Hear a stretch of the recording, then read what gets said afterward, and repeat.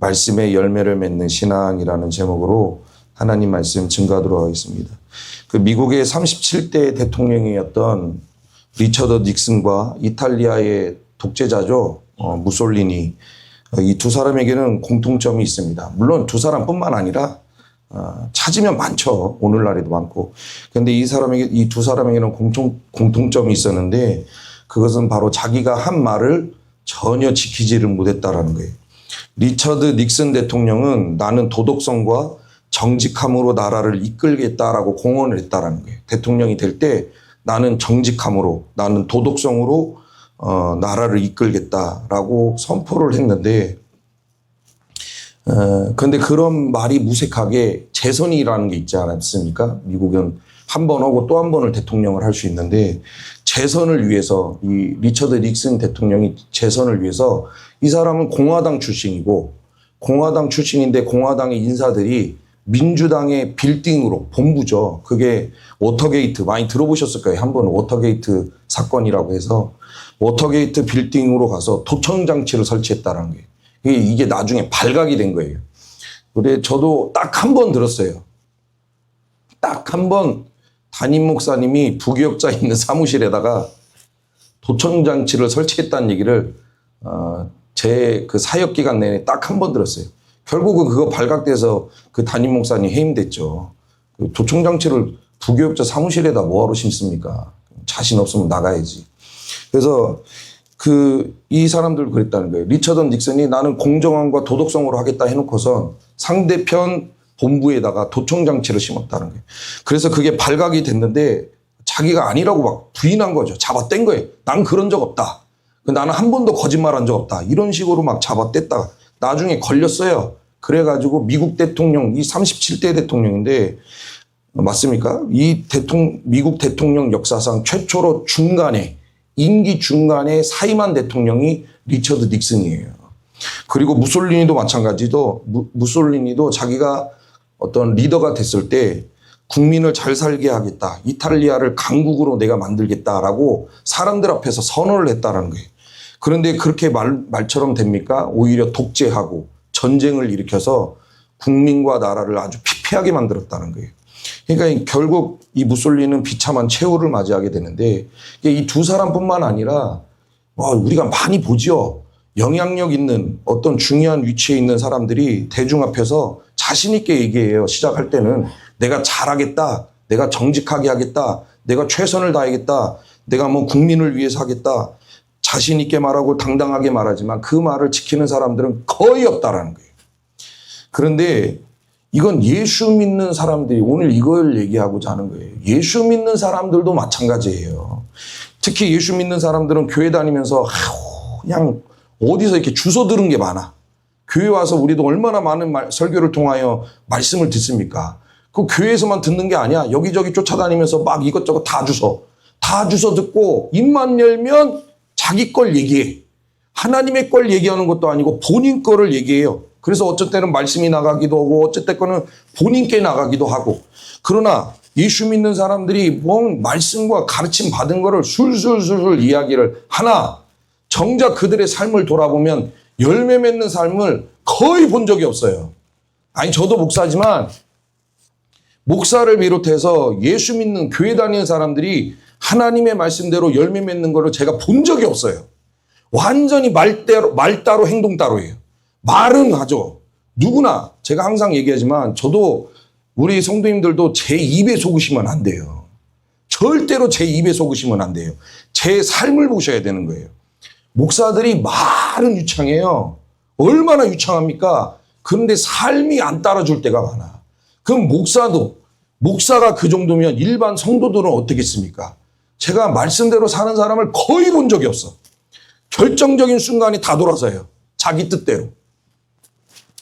제가 예전에 한번 말씀을 드려요. 예전에 중고등부 청년들을 데리고 할 때도 제가 말씀대로 말씀을 가르치지만 또 삶의 윤리도 저도 막 제 삶도 엉망진창이면서 어찌됐건 전도사고 부교역자이기 때문에 애들을 가르친다는 거예요.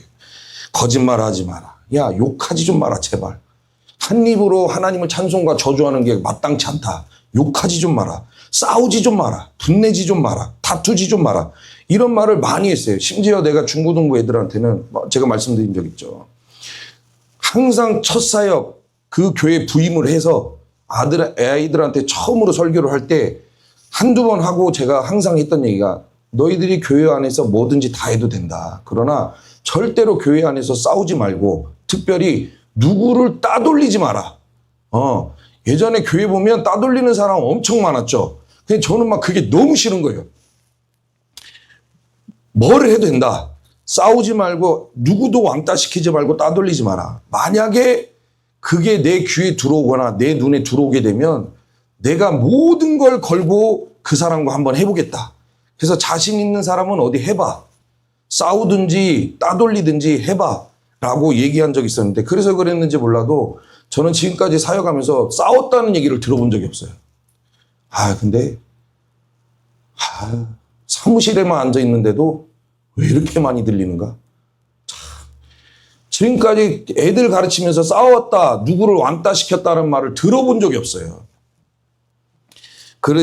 그런데 어느 날 이제 청년들하고 이제 청년들이 회의를 하다가 자기들끼리 이제 뭐가 의견이 안 맞았나 투당투당 했어요. 막 크게 다툰 건 아니고 투당 했어. 그래서 제가 지나가면서 그런 말을 했죠. 싸우지 말라니까 내가 그렇게 얘기를 해도 또 싸우네. 그랬더니 지금 군산에서 커피숍 하고 있어.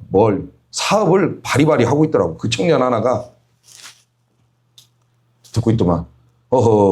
똑같이 따라서는 거예요. 제가 싸우지 말라니까. 그랬더니 걔도 전도사님은 되고 우리는 안 되고.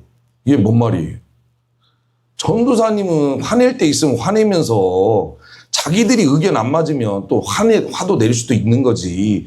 왜 그럴 때마다 우리한테만 뭐라고 하냐. 그러면서 하는 얘기가 전도사님은 되고 우리는 안 되고. 그때 제가 그 얘기를 듣고 충격을 받아서 지금도 안 잊어. 이게 20년 전 얘기인데도 지금도 안 잊어버려요.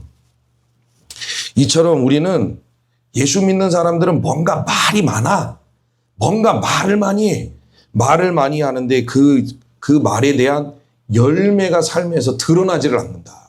지금까지 본 적이 없다. 제대로 열매 맺는 사람을. 그러면 예수님 믿는 사람들이 진짜 많은 말씀, 얼마나 제가 설교를 준비하기가 버거울 정도로 이번 주 또 설교 준비하다가 날려먹고 설교를 준비하기가 버거울 정도로 우리가 얼마나 많이 예배를 드립니까? 우리 교회는 그래도 새벽 예배도 없어. 다른 교회는 새벽 예배까지 포함하면 더 많은 예배를 드려요. 그런데 그 많은 예배를 드리는데 엄청나게 많은 말씀을 듣지만 말씀대로 사는 사람이 한 명도 없어요. 결정적인 순간에 다 자기가 드러나요. 자, 그러면 예수 믿는 사람들이 왜 이렇게 지긋지긋하게도 말씀대로 못 사는가? 그걸 한번 살펴보면 첫 번째 4절 말씀해 보니까 내 안에 거하라 나도 너희 안에 거하리라. 가지가 포도나무에 붙어있지 아니하면 스스로 열매를 맺을 수 없음 같이 너희도 내 안에 있지 아니하면 그러하리라. 자, 예수 믿는 사람들이 교회는 다녀. 교회에 다녀서 예배를 드리는데 왜 들은 말씀대로 말씀의 열매를 못 맺는가? 첫 번째, 예수 안에 있지 않기 때문에 그런 거예요. 제가 항상 말씀을 드리지만 저는 모든 교회의 40%만 예수 안에 있다고 봐요. 그게 30명이든 100명이든 200명이든 1000명이 모였든 10,000명이 모였든 그 공동체 안에 40%만 예수 안에 있는 거예요. 그러면 60% 중에 이 30%는 예수를 아는 거예요. 그냥 예수를 아는 거야. 어렸을 때부터 보십시오. 요 앞에 앉아있는 친구들 지금 얼마나 많은 예배를 통하여 예수가 하나님의 아들이고 예수가 십자가에 죽었다. 이 얘기를 얼마나 많이 듣습니까? 그 얘네들이 크면 자연스럽게 예수를 아는 고백이 나와요. 그러나 그 예수를 아는 고백과 예수 안에 들어가 있는 거는 완전히 달라요. 그래서 우리나라 중고총 청년들은 그들의 신앙을 다 뒤집어야 돼.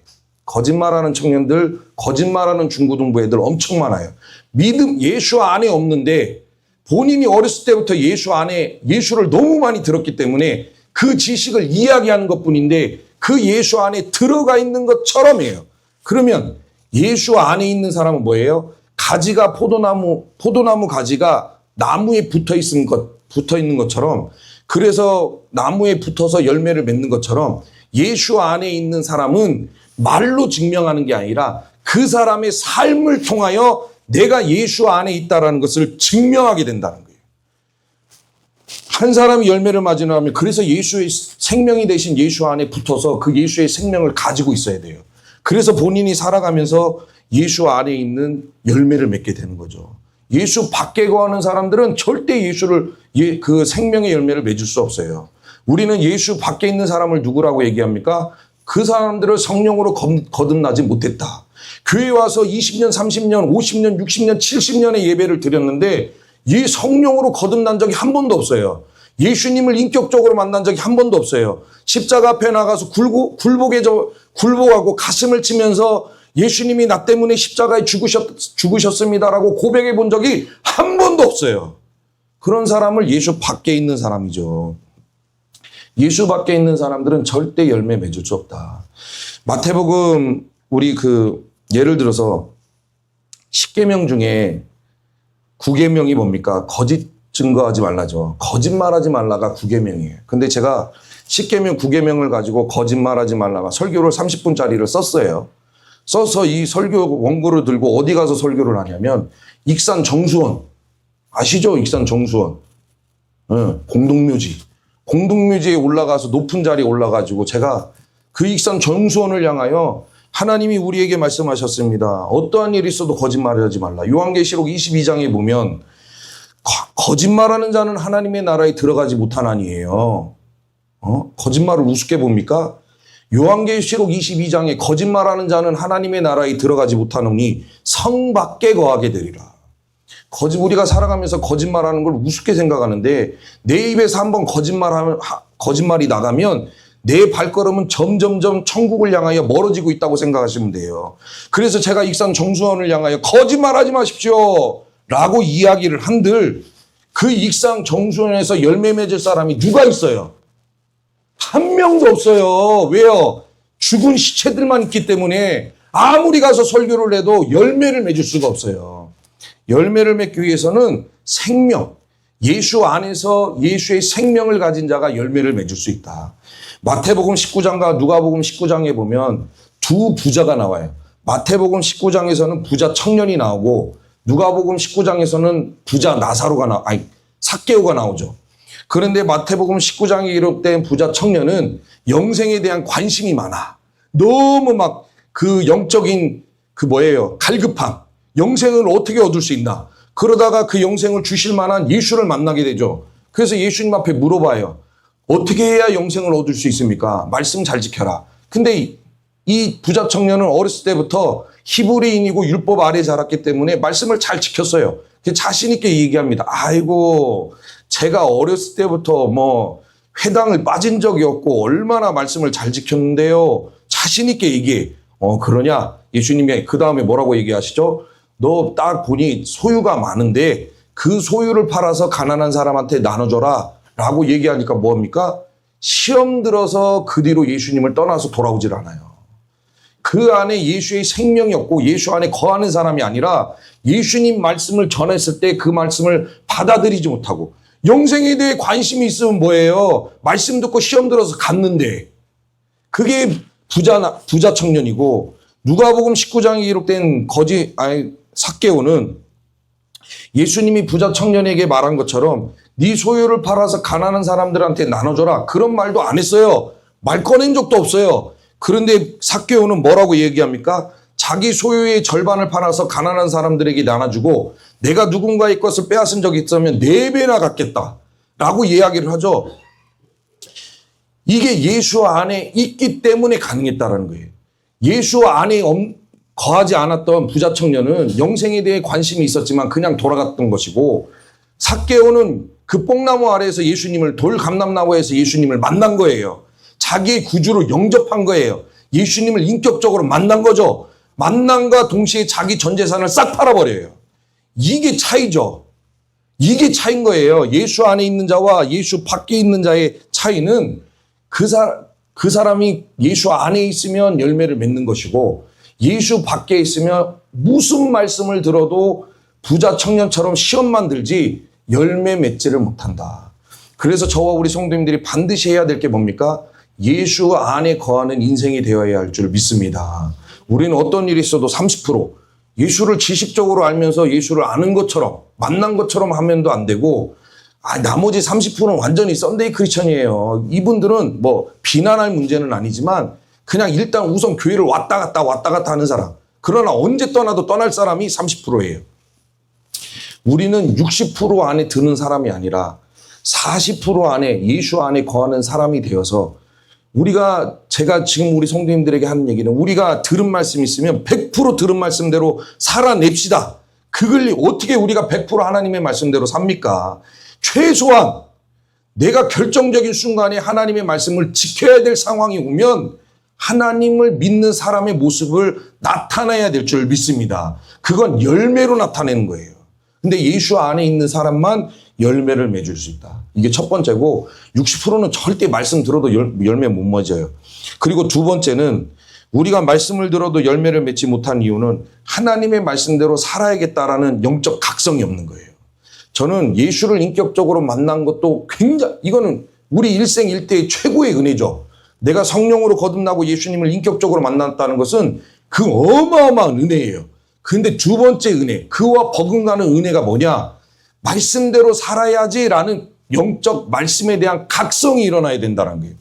7절 말씀에 보면 너희가 내 안에 거하고 내 말이 너희 안에 거하면, 예수님이 말씀이 너희 안에 거하면이라고 해요. 그래서 예수님이 말씀이 우리 안에 거함으로 내가 이 말씀대로 살아야지. 말씀을 굉장히 어제도 어떤 권사님 저기 출석하는 권사님하고 통화를 하다가 거기에는 교회 시스템이 좋아서 자기가 영적으로 이렇게 체험을 받아서 너무 좋다고 말씀해요. 너무 물론 좋은 거죠. 그러나 교회 안에 시스템이 많으면 뭐합니까? 믿음을 주소서, 구원을 향하여, 승리를 향하여 단계별로 성경 공부를 하고 새가족 때부터 시작해서 성경 공부 배우고 차근차근 단계별로 완성을 하고 뭐를 수료를 하면 뭐예요? 교회 가면 머리 터지게 싸우는데 아무 의미가 없다라는 거예요. 이 안에 예수 안에 거하는 자가 이 안에 말씀이 들어와서 내가 이 말씀대로 살아야 되는 영적 각성이 일어나는 자만이 그 사람이 하나님의 말씀대로 살 수 있는 힘이 있는 거예요. 이것을 가장 잘 표현한 사람이 시편 119편 11절. 내가 주께 범죄하지 아니하리 하여 주의 말씀을 내 마음에 두었나이다. 이게 다윗이 고백이야. 이게 제가 오늘 찾아보니까 다윗이 이미 범죄할 건 다 했어. 이게 거의 노년의 한 고백이에요.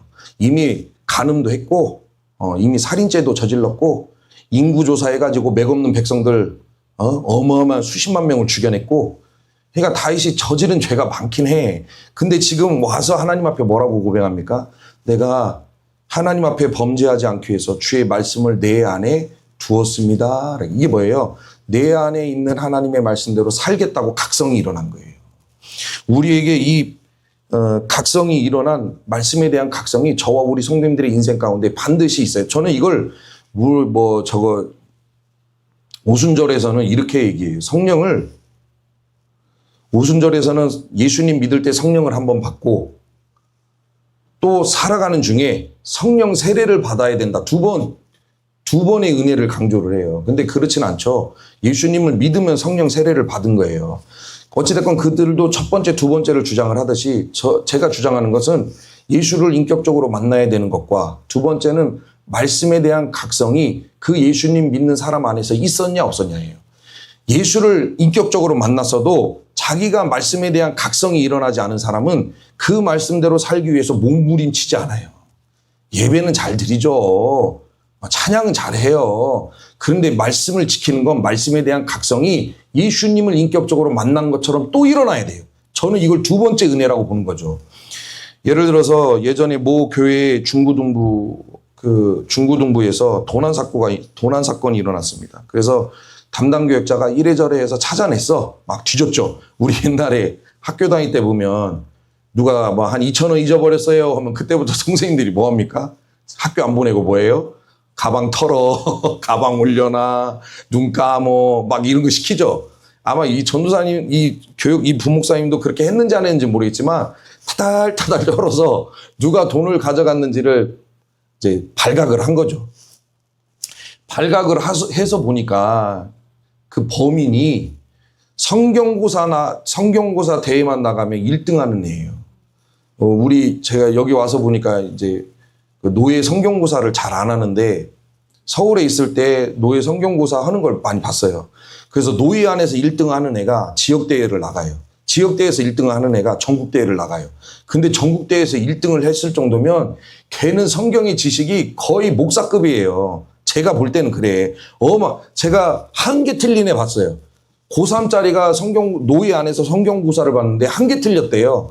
와, 걔는 누구냐. 제가 애들 데리고 나가면 거의 뭐 커트라인도 못 넣고 그러는데 걔 누구냐 물어봤더니 고3인데 총신대 준비하는 여학생이었어. 그러니까 신학교를 준비하는 애였기 때문에 하나 틀린 거예요. 근데 전국대회 나가서 1등 할 정도면 성경의 지식이 박학다식한 거죠. 그런데 이 부목사님이 그 돈을 누가 훔쳤는가 타달타달 털어서 찾아내고 보니까 전국대회에서 성경고사만 보면 1등 하는 애가 가져갔네. 그래가지고 이 교역자가 기가 막히니까 그 얘기를 합니다. 너는 성경고사만 나가면 1등 하는 녀석이 어떻게 그럴 수가 있냐. 너는 출애굽기 19장에 기록된 그 10계명 말씀, 10계명에 그 도둑질하지 말라 있잖아요. 그래서 출애굽기 19장에 기록된 도둑질하지 말라. 그 10계명 말씀도 넌 모르냐?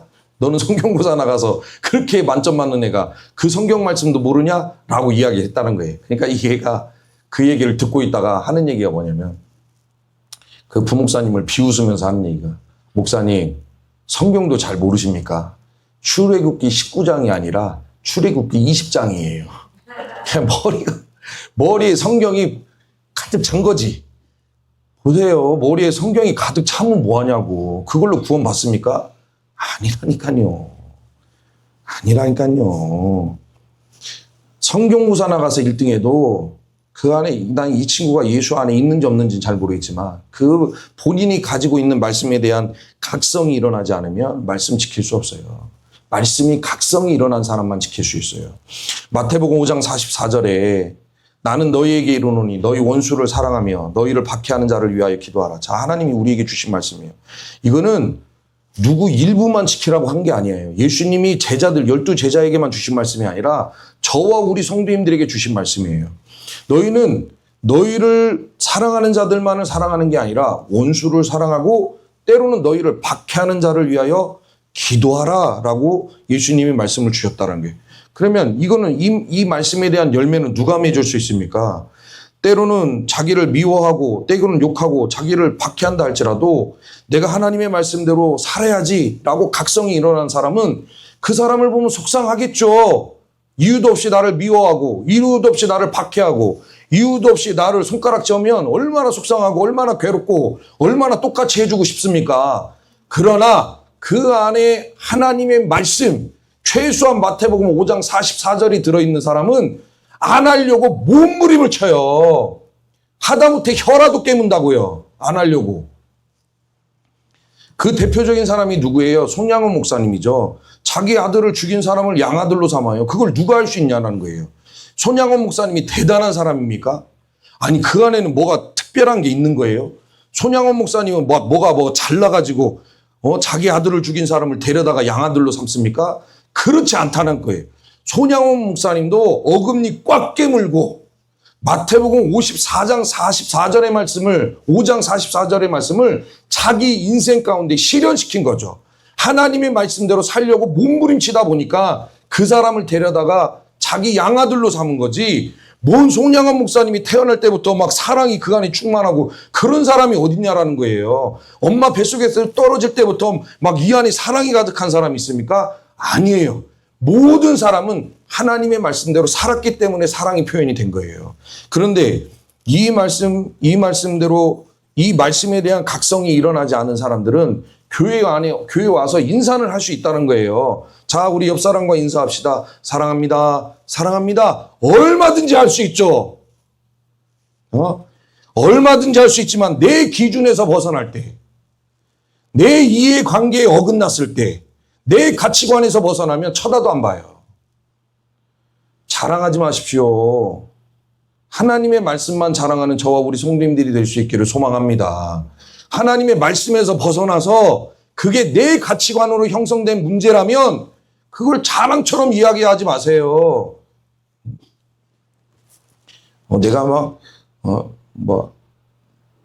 나를 미워하는 사람 내가 쫓아가지고 한 대 쳐버리려고 했어. 뭐 자랑처럼 얘기합니까? 그게 자랑입니까?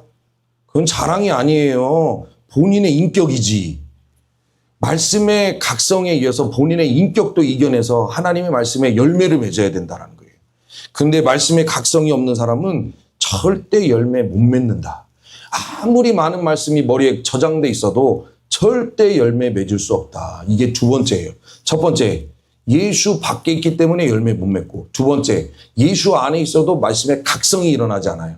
그래서 열매 못 맺고, 세 번째는 우리가 말씀을 들어도 열매를 맺지 못한 이유는 성숙하지 못한 성격, 기질, 인격, 인격에 대해서는 저도 할 말이 없지만 제가 이게 지금 제가 20년 동안 제 자신을 돌아보고 내린 결론이에요.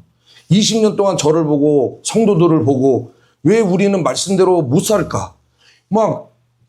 예배 때는 무슨 하늘로 올려갈 것처럼 두 팔 들고 찬양을 하고, 성령의 불을 임할 것처럼 하는데 삶으로 돌아가면 왜 열매를 왜 묻나? 그래서 왜 예수 안 믿는 사람들을 향하여 왜 개독교라고 욕을 먹나? 도대체 왜 이러나? 내린 결론이 세 가지예요. 예수 밖에 있다. 말씀에 대한 각성이 없다. 세 번째는 인격이 성숙하지 못하다. 이것을 갈라디아 5장 17절에 보니까 육체의 소욕은 성령을 거스리고 성령은 육체를 거스르나 이 둘이 서로 대적하므로 너희가 원하는 것을 하지 못하게 하려 함이라. 자, 이걸 인격을 어떻게 설명할까 제가 고민하다가 그냥 가져온 말씀이 갈라디아서 5장 17절인데 육체의 소욕이 하나님의 것을 방해를 해요. 우리는 하나님을 믿고 우리 안에 성령이 계시기 때문에 말씀대로 살아야지라고 우리는 늘 다짐하고 그렇게 몸부림치잖아요. 자, 예수 안에 있고 말씀의 각성이 있는 사람은 말씀대로 살고 싶어서 늘 소망을 해. 갈망을 해. 오늘도 눈을 뜨면 어떻게 하나님의 말씀대로 살 수 있을까? 그 갈급함으로 한 발 한 발 뛰어요. 근데 하루를 살다 보면 또 무너지고 또 무너지고 또 무너져. 왜 무너질까? 그러면 도대체 육체의 소욕이 너무 강한 거예요. 그 사람이 가지고 태어난 기질, 성격 이런 게 너무 강하기 때문에 하나님의 말씀대로 살지 못하도록 찍어 누르는 거예요. 여러분 보십시오. 모세가 조용히 바로 공주 밑에서 바로 공주의 아들로 있다가 언제부터 깨달았는지는 모르겠어요. 근데 모세를 키운 게 엄마죠. 나일강에 띄었지만 누나가 바로의 공주가 모세를 발견했을 때 누나가 빨리 달려가서 히브리 여인을 알고 있는데 그 여인으로 하여금 젖을 먹이게 할까요? 그래서 엄마하고 조인을 해주잖아요. 모세의 누나도 굉장히 지혜로워요. 그래서 엄마가 키워 다 컸을 때 이제 바로 공주에게 넘겨주는데 모세가 정확하게 저도 정말 정확히 모르겠어요. 도대체 언제부터 본인이 나는 히브리 사람들을 구원해야 될 사람이라고 그 각성을 했는지는 모르겠어요. 그 공주 밑에서 잘만 지내면 수도방위 사령관으로 서열 2위예요. 자기가 언제든지 왕이 될 수 있는 위치에 그 가능성도 있었어요. 그러면 그렇게 있던 모세가 어느 순간에 각성이 일어나서 내가 히브리 민족을 구원해야 된다. 이 생각을 언제 품었는지 모르겠지만 40살에 대해서 길을 뚜벅뚜벅 걸어갈 때 애굽 사람이 히브리 사람들을 괴롭히는 모습을 보고 어떻게 합니까? 거기에서 자기 의가 발동해. 감히 내 민족 히브리 민족을 괴롭혀? 그래서 어떻게 하죠? 주먹으로 쳐서 죽였다는 거예요. 그게 화근이 돼서 하나님의 영광도 되지 못하고 그대로 광야로 도망쳐요. 광야로 도망쳐서 뭐 하고 있습니까? 40년간 자숙기간 길. 그거는 주먹으로 쳐서 히브리인들을 구원할 방법이 아니에요. 근데 자기 혈기에 못 이겨가지고 감히 내 민족을 괴롭혀하면서 애굽인을 쳐서 죽였다라는 거예요. 그 40년간 하나님의 영광을 가리고 자숙기간을 지내죠. 이랬던 모세가 히브리인들 이제 이스라엘 백성들을 애굽으로 건져낼 때 하나님이 이 모세를 향하여 뭐라고 얘기하냐면 온유함이 승하더라 그래요. 거기서 온유함이 이제 승하다라는 것은 다른 사람보다 혈기를 안 부린다 이거예요. 주먹으로 애굽인을 쳤는데 그래도 하나님은 모세를 아무튼 우리 아버지는 저와 우리 성도님들은 어찌됐건 좋게 보려고 하시는 그 눈빛이 있는 것 같아. 모세가 사람을 쳤는데도 온 지면에 어떤 사람보다 그 온유함이 승하더라. 참 그 인자함이 있다라는 거예요, 모세가. 그런데 그랬던 모세가 그렇게 해서 40년간 자수하다가 80세 돼서 애굽 사람을 이끌어냈죠. 그래서 40년간을 광야를 이제 애굽인들을 인도를 하는데 이스라엘 백성들을 광야에서 인도하는데 이스라엘 백성들이 먹을 것이 없을 때마다 하나님을 향하여 원망해. 물이 없네, 물이 없네. 먹을 게 없네, 먹을 게 없네. 이번에도 물이 없네, 물이 없네. 또 그런 거예요.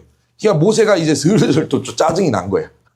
온 지면에 온유함이 승한 모세가 슬슬 계속 원망하고 불평하고 하니까 또 짜증이 나요. 그래서 하나님이 모세를 향하여 말씀하실 때, 야, 반석을 향하여 명하라 그래. 반석을 향하여 무리야 나와라 라고 명령을 내려라 그래요. 근데 모세가 하나님 말씀 듣고 어떻게 합니까? 하도 짜증나니까 지팡이를 가지고 막 반석을 2번을 내리쳐요. 그때 하나님이 모세를 향하여 뭐라고 하냐면 네가 내 영광을 가렸다 그래요. 하나님이 저와 우리 성도님들을 좋게 보실 때는 좋게 봐요. 그런데 살짝 어긋났을 때 하나님의 평가가 아니 나는 솔직하게 얘기해서 지팡이로 반석 2번 칠 수도 있는 거 아니에요? 내가 믿음이 없는 건지. 아니 이스라엘 백성들은 지금 물 달라 하도 짜증을 내니까 모세도 사람인지라 짜증이 날 수도 있는 거잖아요. 그러면 에라이 먹어라 하면서 반석을 2번 칠 수도 있는 거잖아요. 근데 하나님은 그 모습을 보시고 너는 내 영광을 가렸다. 너는 내 거룩함을 나타내지 못했다. 너도 저들과 함께 가나안 땅에 들어가지 못하리라. 40년간 이스라엘 백성 그 고생해서 가나안 땅 코앞에까지 왔는데 무슨 산이죠? 무슨 산인지 까먹었네. 그 산 꼭대기에 올라가서 너는 보기만 해라. 하나님이 너는 들어가지 못하고 산 꼭대기에 올라가서 그 약속의 땅을 보기만 해라. 보다가 죽었어요. 지금도 모세의 시체는 없어. 그 사단이 가지고 장난칠까 봐 하나님이 모세의 시체를 완전히 감췄어요. 보십시오. 혈기, 그 사람이 가지고 있는 기본적 기질 때문에 하나님의 말씀대로 살아야 된다는 걸 알면서도 그게 안 되는 거예요. 이렇게 성숙하지 못한 육체의 소유, 기질, 성격, 습관, 그 사람이 오래 쌓아왔던 중독, 그런 문제들이 그 사람을 가로막게 되면 하나님의 영광을 나타낼 수 없는, 하나님의 말씀대로 살 수 없는, 그래서 열매 맺지 못하는 그런 삶을 살아갈 수밖에 없다. 말씀을 정리하겠습니다. 왜 우리는 예수를 믿는다고 그냥 어디만 가면 그냥 예수 믿는다고 그렇게 자신 있게 얘기하고 그렇게 많은 예배를 드리면서 목사가 설교하기 버거울 정도로 많은 말씀을 듣고 그렇게 설교를 듣고 했는데도 불구하고 왜 우리는 말씀대로 살지 못할까? 목사들도 다 똑같아요. 쌈 붙이는 목사들이나 뭐나 다 똑같은 거지, 솔직하게 말해서. 근데 왜 우리는 삶이, 내가 어제도 어떻게 화가 나야지. 목사들이 성도들을 싸움 붙이면서 자기 교회 가서는 서로 사랑하세요 그럴 거 아니에요. 제 말이 맞죠? 자기 교회에서는 제가 얼마 봐봐요. 하나로 교회 성도님들 서로 사랑하면서 사십시오. 내가 우리 하나로 교회는 그렇게 얘기를 해. 근데 다른 교회 가서는 싸워. 마음에 안 들면 싸워. 이게 목사입니까? 이게 목사냐고요. 저에 대해서 저도 저에 대해서 자신 없지만 저는 그건 목사라고 보지 않아요. 그렇게 말씀을 가진 자, 말씀을 들어도 우리는 왜 열매를 맺지 못하나? 예수의 생명이 없다. 예수 안에 거하지를 못한다. 그리고 예수를 믿는다고 할지라도 그 안에서 말씀에 대한 각성이 일어난 적이 없다. 그리고 그 사람이 기본적으로 가지고 태어난, 이건 너무 내 선택지가 아니니까. 그 사람이 가지고 태어난 기질, 그리고 자라오면서 잡혀버린 성격, 이런 것들이 성령을 찍어 누르고 하나님의 말씀대로 살지 못하도록 찍어 누르니까 결정적인 순간에 자기가 드러난다. 그래서 열매가 없고 하나님의 영광을 나타내지 못한다. 이 세 가지가 결과예요. 물론 더 다른 원인들이 있겠지만 이 세 가지가 가장 큰 열매 맺지 못하게 하는, 예수 믿는다고 고백하는 사람들이 열매 맺지 못하게 하는 이유죠. 저와 우리 성도님들은 예수 안에 반드시 거하는 우리 성도님들이 될 수 있기를 소망합니다. 우리 앞에 있는 아이들을 위해서도 이 얘네들은 지금 지식이에요, 지식. 이 애들이 어느 순간에 예수를 인격적으로 만나는, 예수 안에 들어오는 작업이 있어야 돼요. 그럴 때는 완전히 사람이 다른 거예요. 완전히 신앙이 다른 거예요. 그 예수 안에 들어가는 과정이 있어야 되고, 말씀에 대한 각성이 일어나는 우리 성도님들이 되시고, 또 하나님의 성령의 붙드심과 하나님의 연단으로 성숙한 인격이 되셔서 하나님의 말씀을 들을 때마다 다는 아니더라도 그 말씀대로 살기 위해서 몸부림치고 말씀의 열매를 맺어 가셔서 하나님께 인정받고 칭찬받는 저와 우리 성도님들이 될 수 있기를 주의 이름으로 축복합니다.